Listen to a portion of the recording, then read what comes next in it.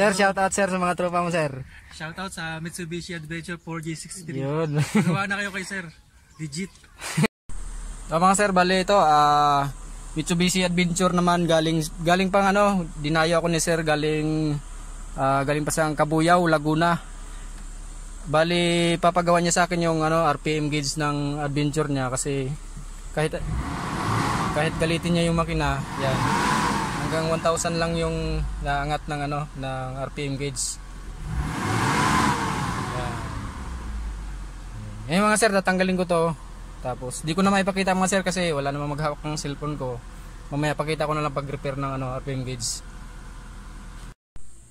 So, mga sir, bali ito, tinanggal ko na lang mismo yung yung RPM gauge niya dito kasi hindi ko matanggal yung isang sakit. Sobrang tigas tanggalin Mahirap kong pilitin, baka mabasag. Wala naman tayong pamalit ng sakit. Yung isa natanggal yan. Yung isang sakit lang hindi, kaya dinukot ko na lang itong RPM gauge niya. Ayan, sira yung sunog yung kapasitor. Bali, papalitan ko. Mga sir, bali ito, tatanggalin ko na yung lumang kapasitor. Ayan. Na ito sa RPM gauge ng Mitsubishi Adventure gas engine. Papalitan ko ng bago.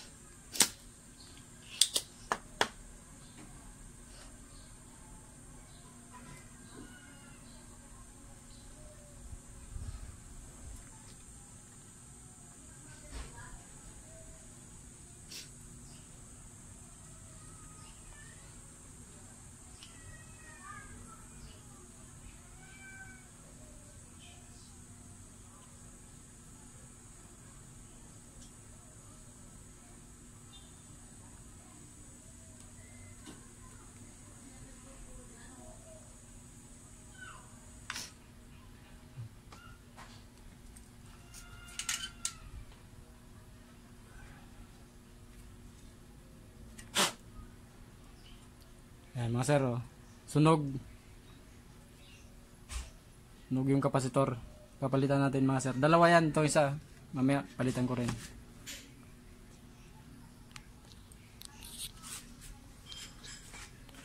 Ayan. Ayan mga sir, yung isa.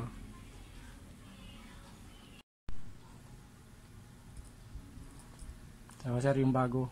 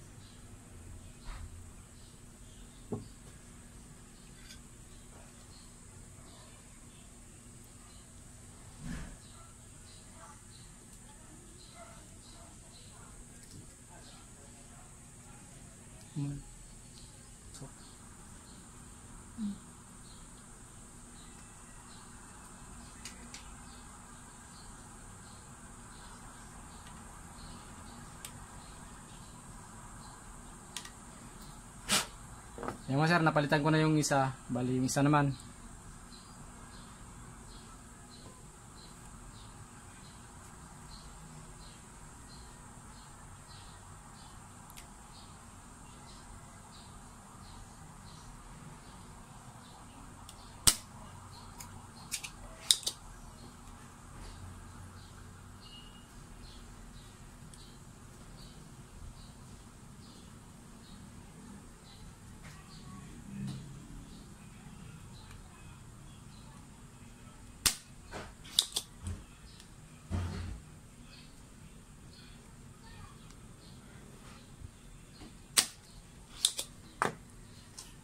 Off mo na. Off.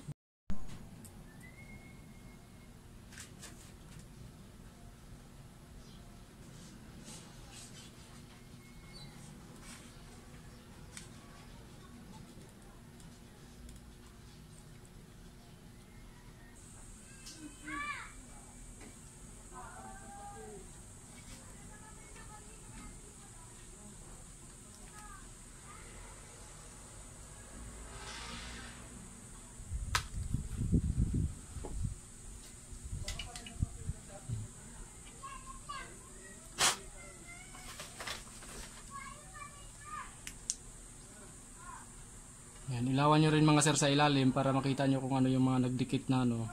Para iwas sa shortage mga sir sa circuit board.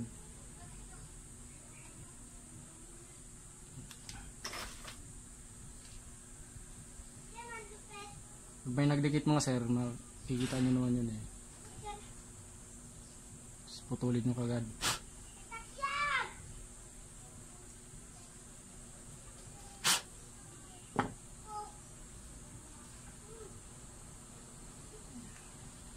Mga sir, bago napalit ko.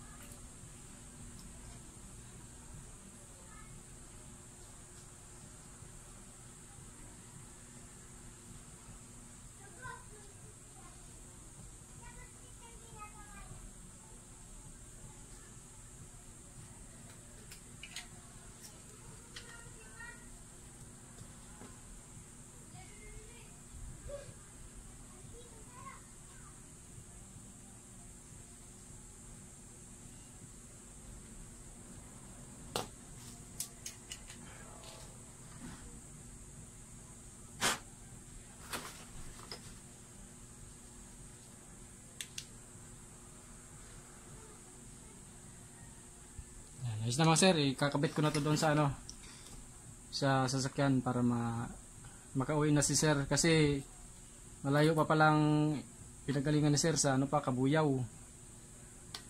Laguna. Dinala niya dito sa ano, sa Dasma sa akin para maayos yung ano, RPM gauge niya.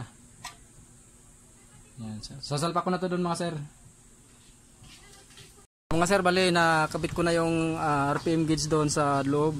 Bali titising na natin, tapos ito bali pag may kakalkalin kayo mga sir sa sasakyan nyo, huwag nyo kalimutan na tanggalin yung terminal ng baterya sa negative. Ito isasalpa ko na ulit kasi testing na yung ano, para safety kasi yun mga sir.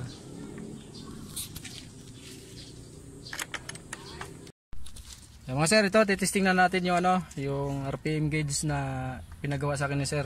Ayan si sir. Sir, shout out sir sa mga tropa mo sir. Shout out sa Mitsubishi Adventure 4G63. Yun. Magawa na kayo kay sir. Legit. Ito sir, titesting muna natin sir.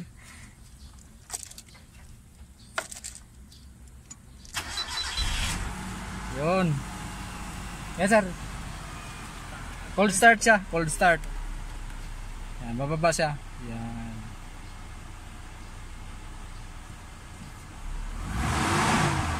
Palo na sir.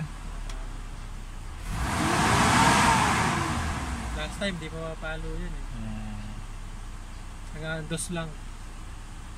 Nasa ano siya sir, sa 950 yung idle niya. Asa yung aircon mo sir?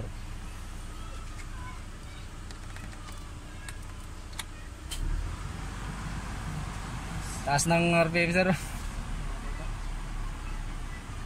Tama lang sir. Nabalik siya sa 950. Tama. Oo, tama lang.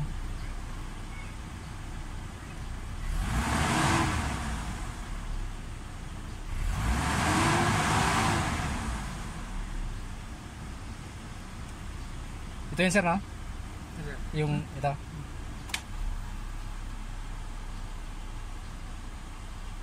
Tama lang sir. Sakto lang. Oo, 950. Pero yung naramdaman nyo nag-wild. Wala naman eh. Wala. O lumamig lang makina. Kanina lang siguro parang Idle natin sir 15 minutes. sige sir. Kasi pag mainit makina nag-wild siya eh. Yan. Nagana mga sir, ayos na yung ano, yung RPM gauge si sir. Yan. Kanina anong ano sir, yung pag start mo, nagsisiro yan minsan. Pag cold start sir, Pag cold start. walang palo yung RPM. Pag cold start daw, sabi ni sir, ayaw daw gumalaw yung RPM. Tapos pag mainit-init na, pag inapakan ni sir, hanggang 1,000 lang yung inaangat. Ngayon, nalampas na sa ano. Yan. Sasagad na yan dito pag tinodo ni sir. Yan, 2 kapasitor lang mga sir yung pinilitan ko sa RPM gauge. Okay naman yung ano, mga ibang gauge ni sir dito.